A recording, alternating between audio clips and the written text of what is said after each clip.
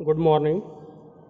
Electrician और fitter प्रथम वर्ष के छात्रों के लिए वर्कशॉप कैलकुलेशन और साइंस विषय के अंतर्गत अध्याय 10 का ये 10वां लेक्चर है, जिसमें हम निमी की बुक और अरिहंत प्रकाशन जो निमी पैटर्न पर आधारित है से ऑब्जेक्टिव प्रश्न हल कर रहे हैं। तो आज हम 41 क्वेश्चन संख्या 41 को हल कर रहे हैं। क्वेश्चन संख्या 41 का आप देखिए, यहाँ से आपको स्क्रीन पर दिखाई दे रहा होगा। 50 ग्राम जल तुल्यांक वाले उष्मामापी में 40 डिग्री सेल्सियस पर 150 ग्राम जल भरा है। विकिरण द्वारा 0.8 किलो कैलोरी उष्मा उससे निकल जाने पर जल का ताप होगा।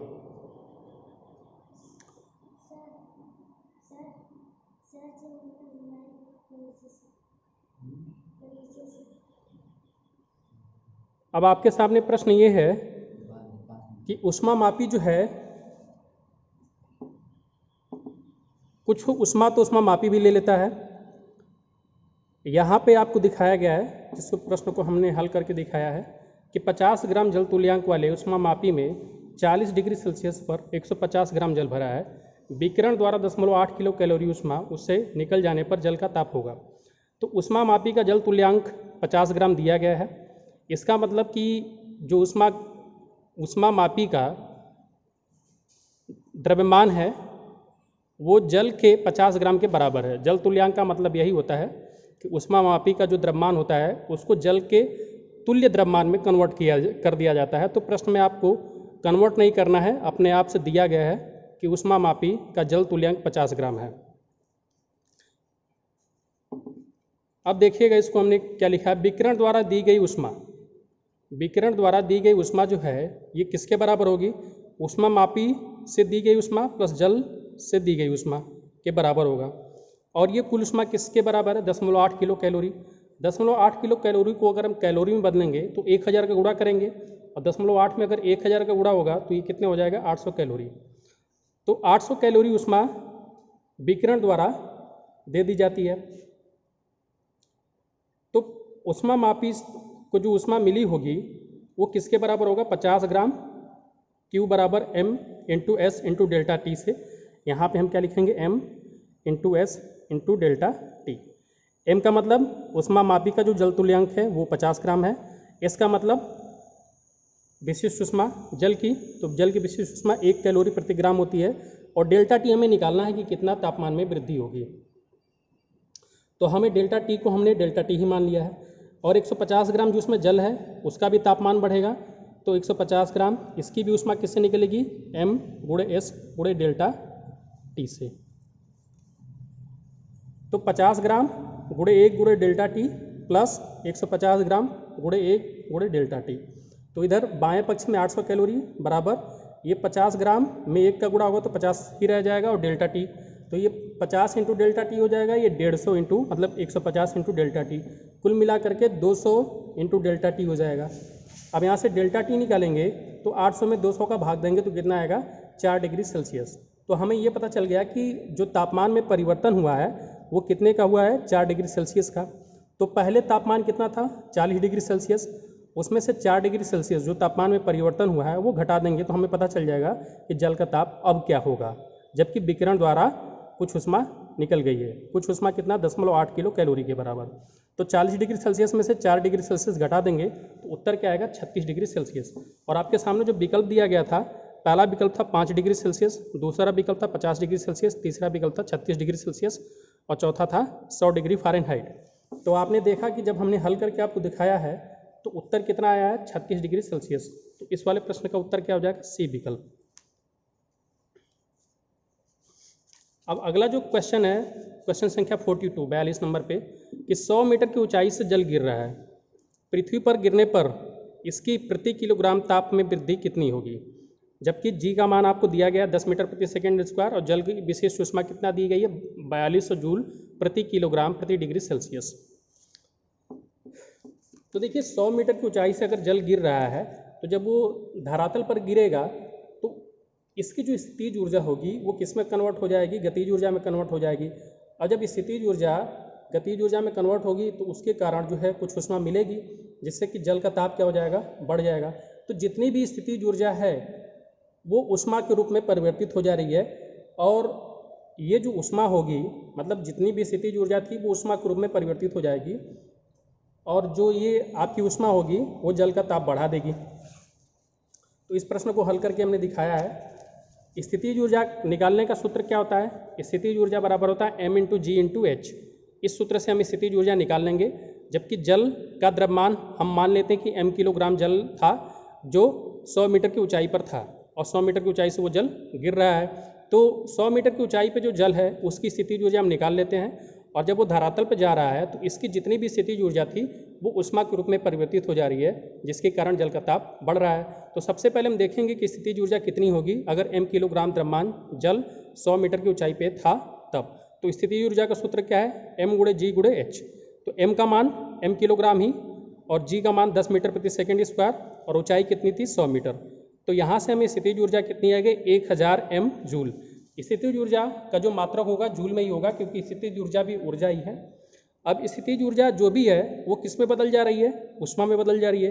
तो ये स्थितिज ऊर्जा जो 1000 m जूल के बराबर है, ये m × s × डेल्टा t के बराबर होगी, क्योंकि ये जो आपकी स्थितिज ऊर्जा है ये ऊष्मा में परिवर्तित हो जा रही है, और ऊष्मा निकालने का सूत्र क्या होता है? m × s × डेल्टा t, जहाँ पे m क्या होता है? द्रव्यमान, और s क्या होता है? विशिष्ट ऊष्मा, और डेल्टा t क्या होता है? तापमान में वृद्धि। तो ये मान हम रखेंगे, तो m का मान mkg रख दिया, और विशिष्ट ऊष्मा आपको 4200 जूल प्रति किलोग्राम प्रति डिग्री सेल्सियस दिया था, और हमने मान लिया था कि डेल्टा टी तापमान में वृद्धि हो रही है, तो डेल्टा टी हमने रख दिया है डिग्री सेल्सियस में। तो यहाँ से हम हल कर रहे हैं तो कितना आ जा रहा है? 4200 m × डेल्टा टी। अब ये जो ऊष्मा है ये किसके समतुल्य होगी? बराबर होगी ये स्थितिज ऊर्जा के। तो 4200 m × डेल्टा टी बराबर हो जाएगा 1000 m के। तो यहाँ से m कट जाएगा, कैंसिल हो जाएगा, तो डेल्टा टी बराबर कितना हो जाएगा? 1000/4200। 1000 में जब 4200 का भाग देंगे तो कितना आएगा? 10.238 डिग्री सेल्सियस। इसका मतलब कि जो तापमान में वृद्धि होगी 10.238 डिग्री सेल्सियस के बराबर होगा।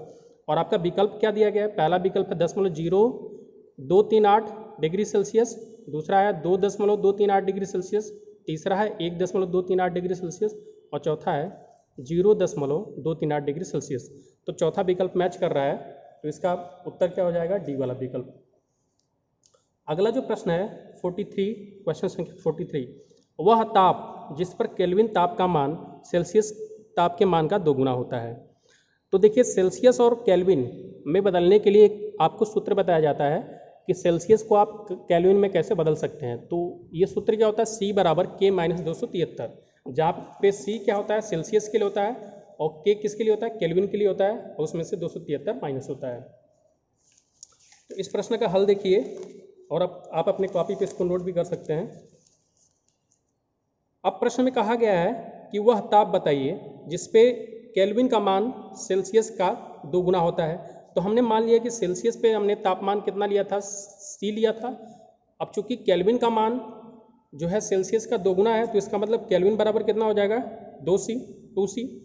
अब हम इसको कन्वर्ट करेंगे तो C बराबर फार्मूला क्या होता है? K - 273। तो K के जगह पे क्या रख देंगे? 2C रख देंगे।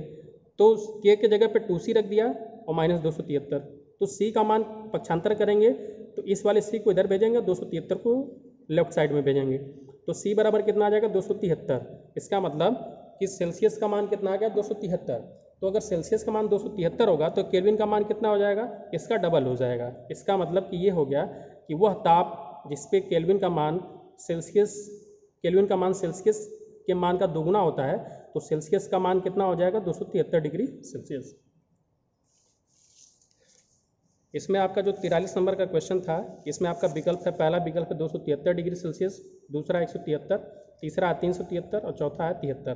तो पहला ही विकल्प सही हो रहा है।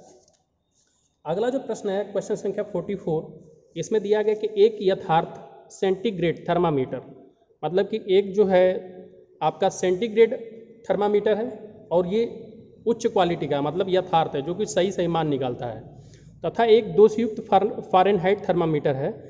किसी एक ही वस्तु का तापमान अगर सेल्सियस से नापा जाता है तो उसका मान 60 डिग्री सेल्सियस आता है, और फ़ारेनहाइट से नापा जाता है तो 141 डिग्री फ़ारेनहाइट आता है।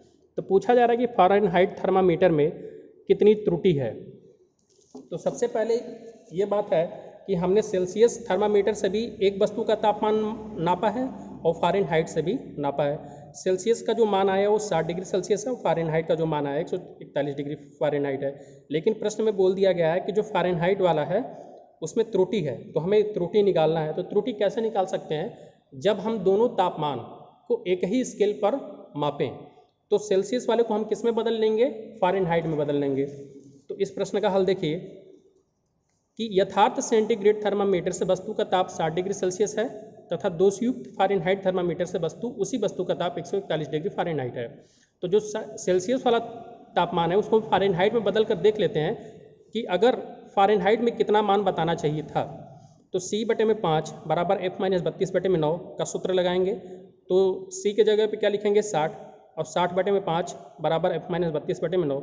60 में 5 का भाग जाएगा 12 हो जाएगा, 12 9 108। तो 108 बराबर फ़ारेनहाइट -32।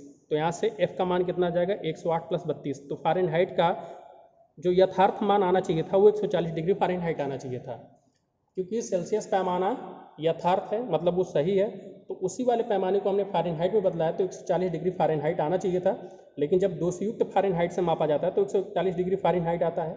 इसका मतलब कि जो दोषयुक्त फ़ारेनहाइट है वो 1 डिग्री फ़ारेनहाइट की त्रुटि बता रहा है, ज़्यादा बता रहा है। तो त्रुटि कितनी हो गई? 1 डिग्री फ़ारेनहाइट की। तो 44 नंबर क्वेश्चन का जो पहला विकल्प था कि 1 degree Fahrenheit, 2 degree Fahrenheit, 4 degree Fahrenheit और उपरोक्त से कोई नहीं। तो पहला विकल्प इसमें से सही हो जाएगा कि जो फ़ारेनहाइट वाला थर्मामीटर है वो 1 डिग्री फ़ारेनहाइट की त्रुटि बता रहा है। अब अगला जो प्रश्न है 45 नंबर का 45 नंबर क्वेश्चन, वह ताप जो फ़ारेनहाइट तथा सेल्सियस पैमाने पर बराबर होता है वह है। तो देखिए ये फैक्ट वाला तथ्यात्मक प्रश्न है। इसमें आपसे ये कई बार कंपटीशन के परीक्षा में पूछा भी जाता है कि वह तापमान बताइए जिसमें सेल्सियस तथा फ़ारेनहाइट दोनों का वैल्यू, मतलब दोनों का मान बराबर आता है। तो इसमें उत्तर क्या आएगा? -40 डिग्री सेल्सियस। क्योंकि -40 डिग्री सेल्सियस को जब फ़ारेनहाइट में आप बदलेंगे तो फ़ारेनहाइट में भी उसका मान कितना आएगा? -40 डिग्री फ़ारेनहाइट। अर्थात कि -40 डिग्री सेल्सियस तापमान वह तापमान है जिस पे फ़ारेनहाइट का भी मान -40 डिग्री ही आता है। तो इसका उत्तर क्या हो जाएगा? डी वाला विकल्प सही हो जाएगा। इस वाले प्रश्न का सही उत्तर क्या हो जाएगा? डी वाला विकल्प, -40 डिग्री सेल्सियस। अब 46 नंबर का प्रश्न है कि एक ही आकार के दो गोले एक ही धातु के बने हैं। एक ही आकार के मतलब दो गोले हैं जो एक ही धातु के बने हैं और एक ही आकार के भी हैं। एक गोला खोखला है तथा दूसरा गोला ठोस है। इन्हें एक ताप तक गर्म किया जाता है। फलस्वरूप पहला विकल्प पूछा जा रहा है, दोनों गोले बराबर फैलेंगे। दूसरा है खोखला गोला ठोस गोले से अधिक फैलेगा। तीसरा विकल्प है ठोस गोला खोखले गोले से अधिक फैलेगा। और चौथा विकल्प है दोनों गोले पूर्व स्थिति में रहेंगे।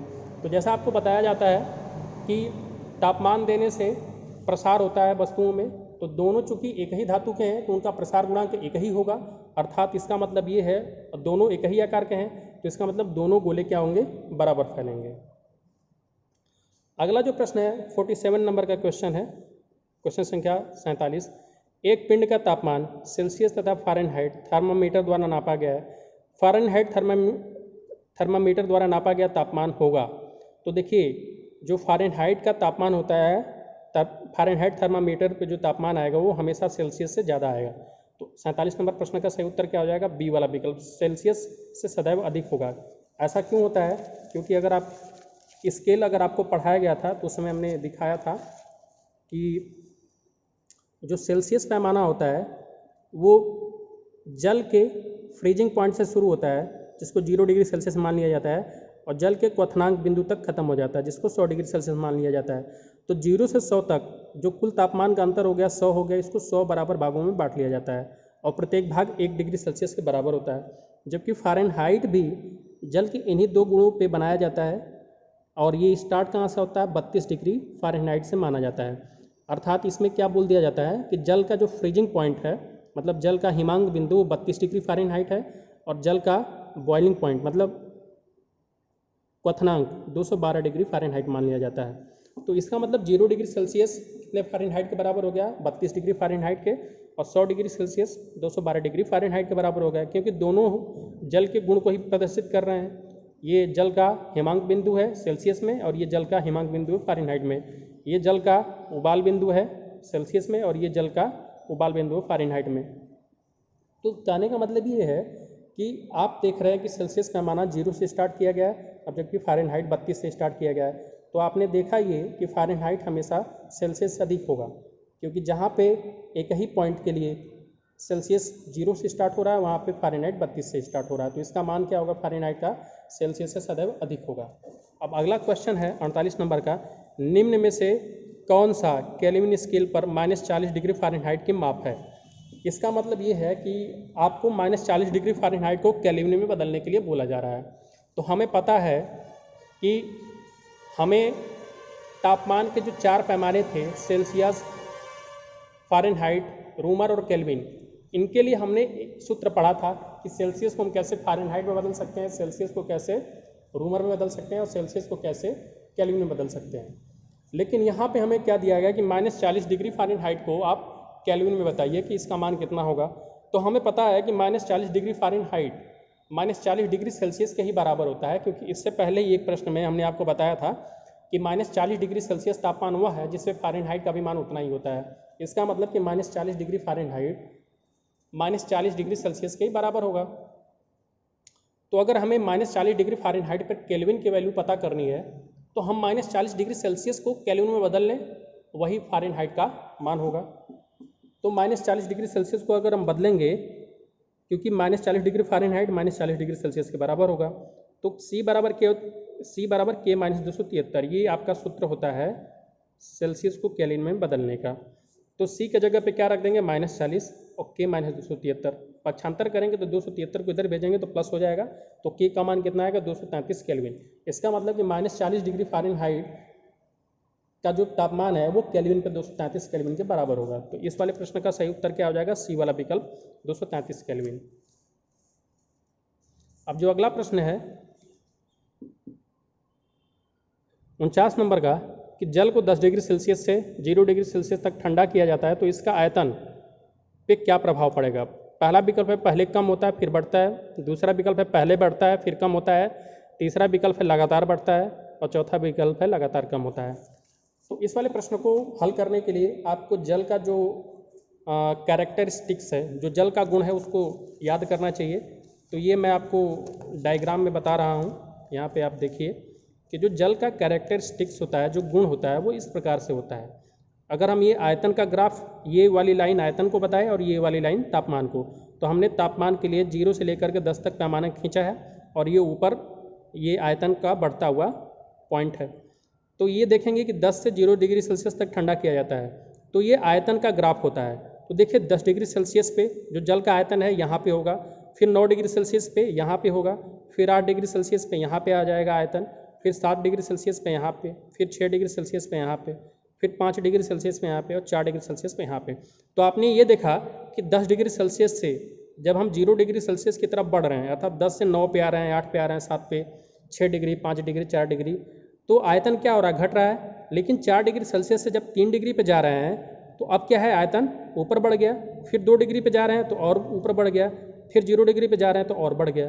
तो इसका मतलब ये है कि जब 10 डिग्री सेल्सियस से 0 डिग्री सेल्सियस तक जल को ठंडा किया जाएगा, तो आयतन पहले घटेगा फिर बढ़ेगा। तो इसमें आपका विकल्प देखेंगे तो पहले कम होता है फिर बढ़ता है, ये वाला विकल्प है, जबकि इसका जो क्वेश्चन बैंक दिया है उत्तर, उसमें गलत दिखा रहा है, लेकिन सही उत्तर यही है कि जल को 10 डिग्री सेल्सियस से 0 डिग्री सेल्सियस तक अगर ठंडा किया जाता है तो इसका आयतन पहले कम होता है और फिर बढ़ता है।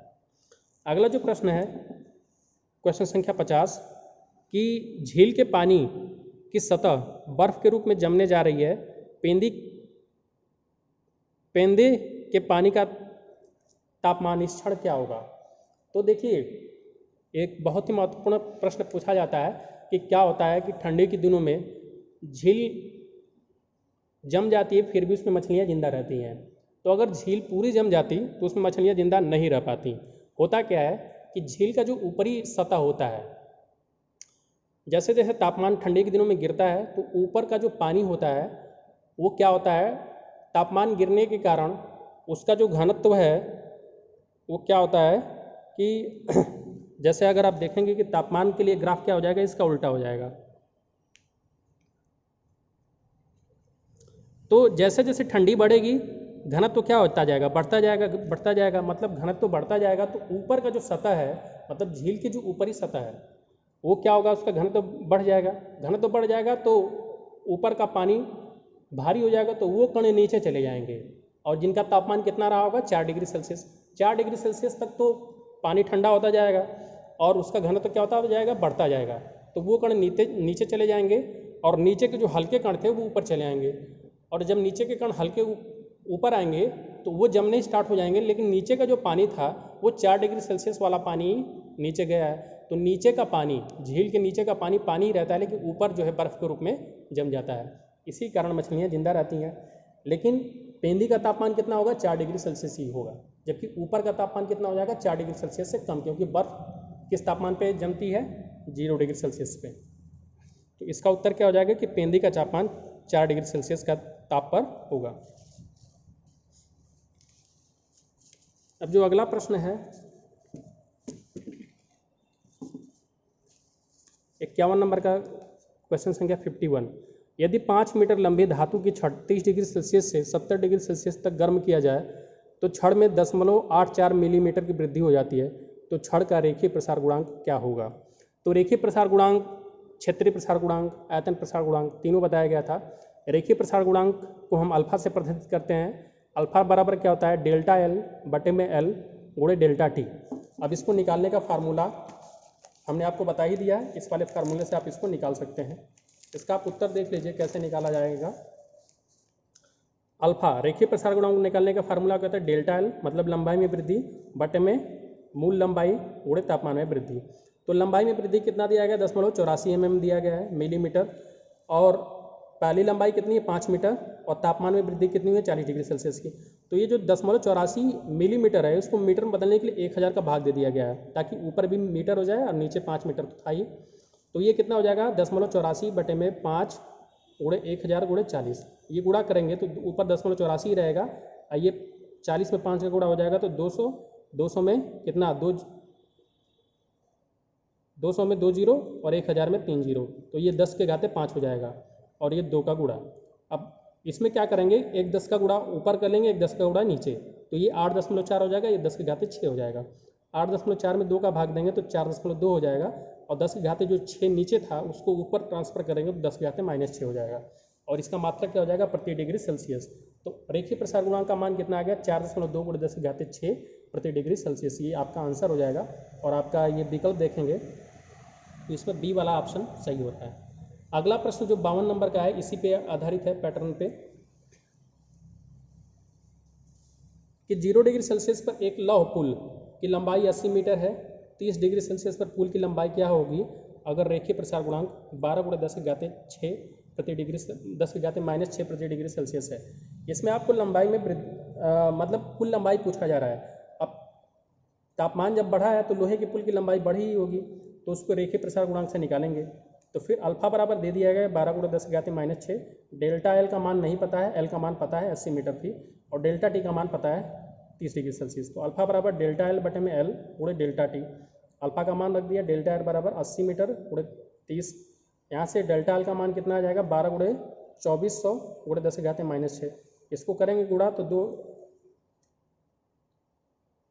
28,800 गुणे 10 के घाते -6 हो जाएगा। इसको करेंगे क्या हम कि इसमें 10 के घाते 6 से गुणा कर देंगे, 10 के घाते 6 से भाग दे देंगे। तो जब 10 के घाते 6 से भाग देंगे 28,800 में, तो ये कितना हो जाएगा 0.0288 और गुणे 10 के घाते -6 ये वाला, और 10 के घाते +6 जिसका हमने गुणा किया था। तो ये दोनों कैंसिल हो जाएगा, बच क्या जाएगा, डेल्टा एल का मान आ गया 10.0288 मीटर।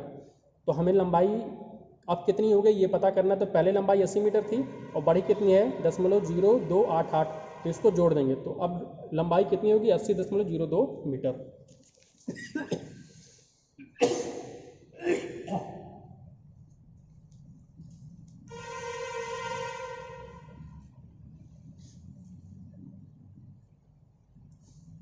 सॉरी, अगला जो क्वेश्चन है 53,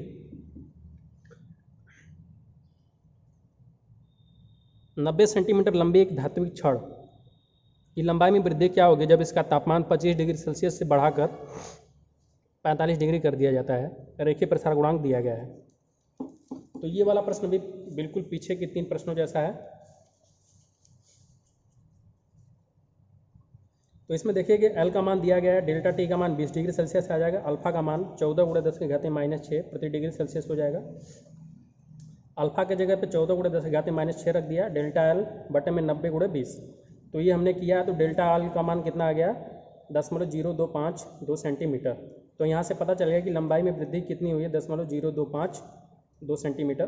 और इसमें आपका विकल्प का क्या दिख रहा है 0.025, यहाँ पे दशमलव के 3 स्थान तक लिया है, तो सी वाला विकल्प सही हो जाएगा। अब अगला जो प्रश्न है 54 नंबर का, प्रश्न संख्या 54।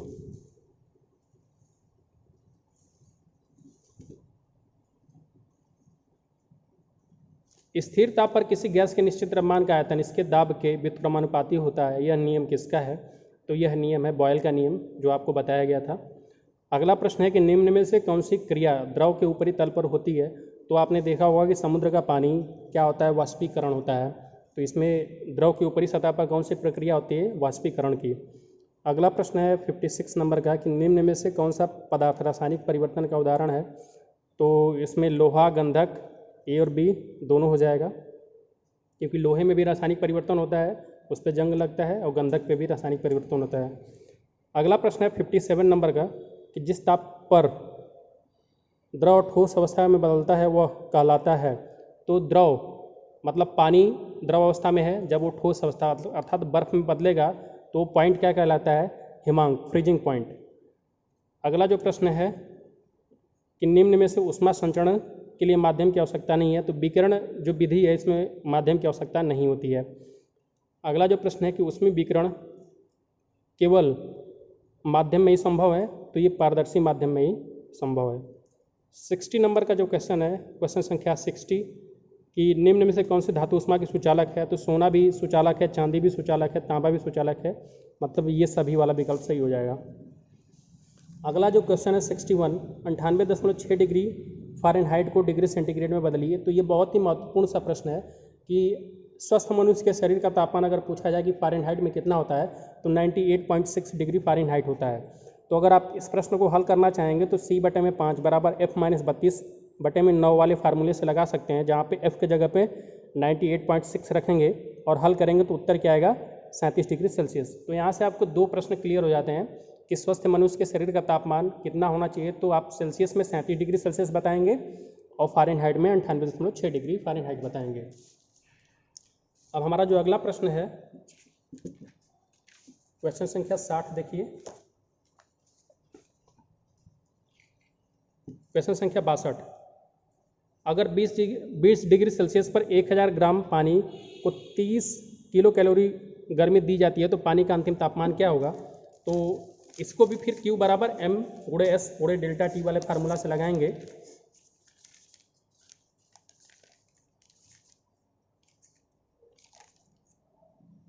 देखिएगा यहाँ पे हमने लगाया है Q बराबर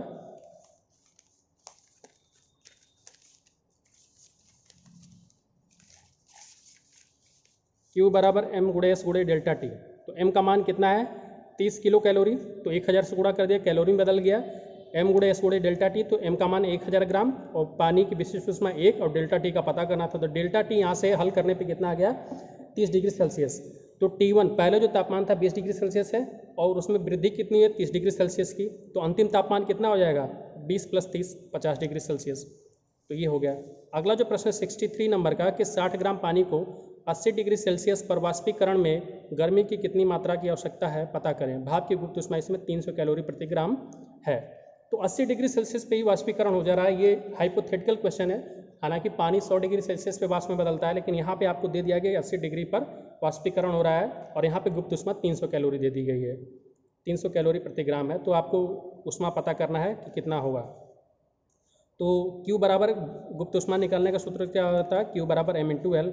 तो 60 ग्राम पानी है और 300 कैलोरी प्रति ग्राम है वाष्पन की गुप्त ऊष्मा, तो Q बराबर कितना हो जाएगा 60 × 300 बराबर 18,000 कैलोरी। तो यहाँ से पता चल गया कि 18,000 कैलोरी ऊष्मा होगी। अगला जो प्रश्न है 64 नंबर का कि वेसल में भरी तरल भाप या गैस को मापने के लिए प्रयोग में लाए जाने वाले उपकरणों या युक्तियों को कहते हैं। तो इसका उत्तर क्या होगा बैरोमीटर। और अगला जो प्रश्न है 65 नंबर का, पदार्थ की विशिष्ट ऊष्मा का सूत्र क्या है। तो ऊष्मा हम किस वाले फार्मूले से निकालते हैं, Q बराबर m इंटू एस। ऊष्मा का सूत्र क्या होता है, ऊष्मा निकालने का Q बराबर m गुणे एस गुणे डेल्टा टी, जहाँ पे m द्रव्यमान होता है, s विशिष्ट ऊष्मा होता है और डेल्टा टी तापमान में वृद्धि होता है, Q क्या होता है, ऊष्मा होता है। तो विशिष्ट ऊष्मा का बराबर क्या हो जाएगा, Q बटे में m इंटू डेल्टा टी। तो विशिष्ट ऊष्मा निकालने का सूत्र क्या हो जाएगा, Q बटे में m इंटू डेल्टा टी। लेकिन यहाँ पे आपको चारों विकल्प गलत दिए गए हैं, लेकिन आपको ये वाला विकल्प को जो हमने लिखा है ये याद रखना है। विशिष्ट ऊष्मा निकालने का सूत्र क्या है, Q बटे में m इंटू डेल्टा टी। तो वीडियो देखने के लिए धन्यवाद।